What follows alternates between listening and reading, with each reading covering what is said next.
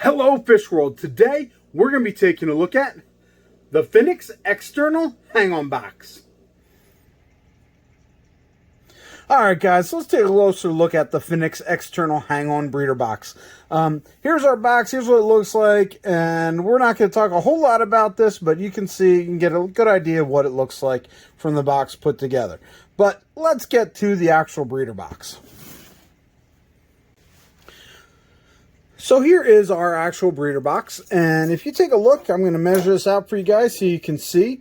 And you can see it's just about 10 inches across here lengthwise, and about 4¼ inches it looks like from front to back. And then as far as depth goes, let me flip this over here.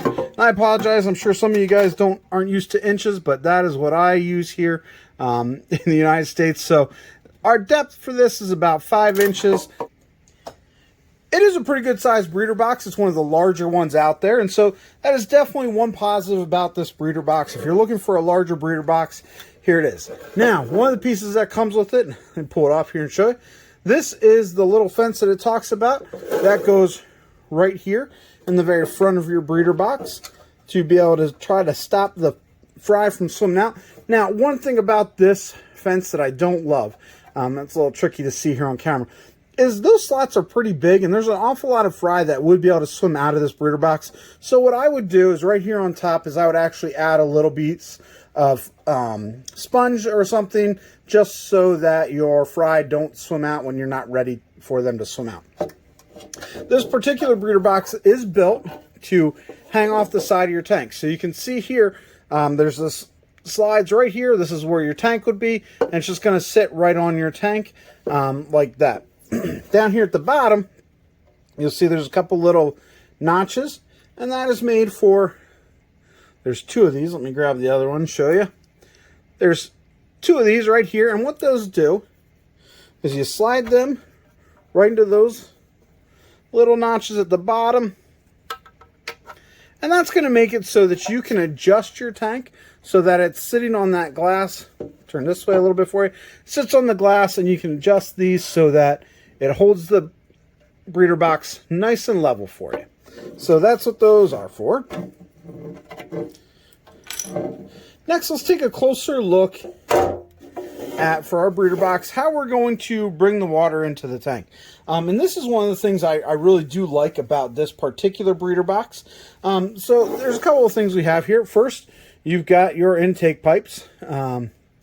Oh, there we go. And you can see it's got some adjustment, so you can adjust how far up or down. Oh, pulled the wrong piece here. So you can adjust. I know, guys, it's getting blurry. I apologize, guys. So you can adjust your height for how high or low the water is going.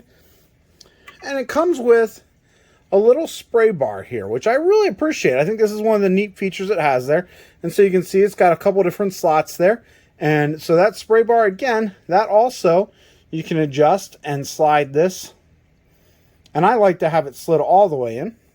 And then what you're going to do with this piece right here is you're going to come back to your breeder box, and there's a little bit of a slot, and I know it's going to be really tricky for you to see, but there's a little bit of a slot there.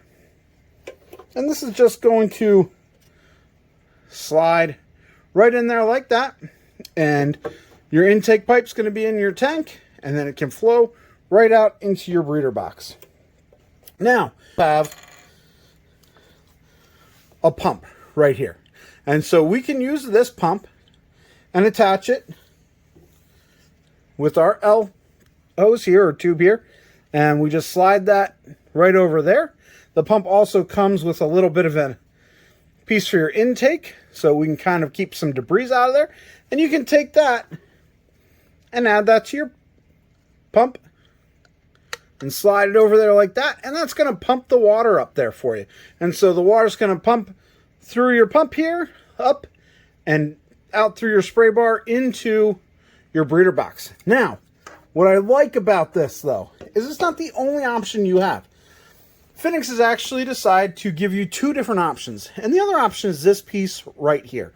And what you do with this is, instead of attaching to that pump, you're going to put that at the bottom of your intake, and you can actually add a air pump right here. And that air pump is going to make it so that you have air that's going to flow up this, and it's going to pull water right up through and into your breeder box. This also comes with, if you decide to use that air intake, a little bit of a valve here so that you can attach this from your air pump and into your breeder box. And what that does is that allows you to control this valve here and turn it up or down so that you can control how much water is going into your breeder box. Now, for a lot of people, that really doesn't matter depending on how they're using a breeder box. They may not need to. But one of the things I love about using that air and going this way, using the air, is that it allows me to be able to slowly acclimate things. So this weekend, I'm going to be going to get some shrimp. I like to be able to acclimate it using air and using this valve and slowly bringing the water in and slowly allowing for the air and the water to come in and acclimate those shrimp slowly, because you can really slow that water down. Now, if you're using a pump, you don't have that option. You've got one speed, and that's full speed, and that may be fine for a number of things. If you're using this, breeder box maybe as something to keep your fish safe in, then great. But if you're looking to slowly acclimate things, I like to go this route here. So the next thing we need to look at is the breeder box also comes with, let me pull the breeder box out of the way here, these two pieces right here. And what these are for is if you wanted to, and I don't necessarily suggest this, I think there's better ways to do live bears, but if you want to try to breed some live bears in a breeding box, you can go ahead and you slide these dividers right on into your breeder box, like that. A little tricky to do here behind the camera. And slide one over here. And what you can do is you can decide, you've got 3 different sections here, but you could put a live bear or something in one of these sections. So I said guppies or maybe mollies. You could put one of those in one of these sections. And the idea is that the fry would be able to swim out through these slots in the dividers. Now, again, I don't necessarily recommend you use these for live bears, but that is a possibility if that's something you want to do and you want to try. Absolutely, you can try that out. Now, we have 2 more things we need to look at. And the next is this lid. So this lid actually has 3 different air holes in it, or I'm sorry, 3 different holes in it, and you can use these holes for feeding holes. So hopefully that's coming out. You guys are seeing that, these little holes right here. And what you can do is instead of having to remove the entire lid every time you want to feed, you can go ahead and throw it on top, and you can just feed right through those little holes. Now, the last thing that it comes with are a couple of clips. And these clips, let me show you guys, these clips are used to hold down your breeder box. Now, for a lot of uses that we're going to use a breeder box, we're not going to need clips like this. But if you're putting in, some larger fish and you're using it as maybe like an isolation because you're having an aggression issue or, something of that nature, then you might have a larger fish in here who could jump out and could hop out. Fry, typically you don't run into that problem, but with some bigger fish, you definitely could. And so these are nice to have just in case you need them to be able to put on there and keep your fish from being able to jump out of their breeder box. So let's go ahead, let's go take this, put it on there, and I've got some fry that I need to move from one tank to another, and I'm going to use this to be able to acclimate them slowly. So let's go take a look at it in action. So one thing I didn't mention to you guys was that there is some options here, but this is the setup here, and I've got it, actually the pump set has 2 settings, a high flow and a low flow setting. And this is a high flow setting, and as you can see, it really pumps a lot of water through that pump on the high setting. And so I'm just getting some water ready for my fish to be able to move into. And you can see this is really filling up quick. So that's the high flow, and it moves a lot of water really quickly. Alright guys, so I've got my breeder box all set up here on the larger tank, and I'm about to plug it in. And I adjusted the flow on the pump, so this should be the slow flow, and we're going to see how it does.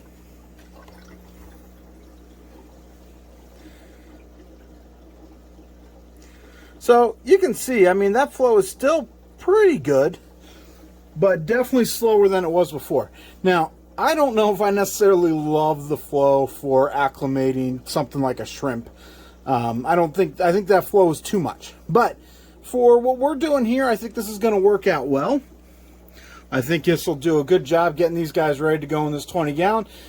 You know, they're going from one tank of mine to another, so it shouldn't be a big deal. Shouldn't be too much of an issue for them, you know, as far as water parameters go, but it should help them a little bit as far as water temperature and that kind of thing. So there you go. Now, if somebody could do me a favor and pause this video and count how many shrimp or fry I have there, I'd really appreciate it, guys.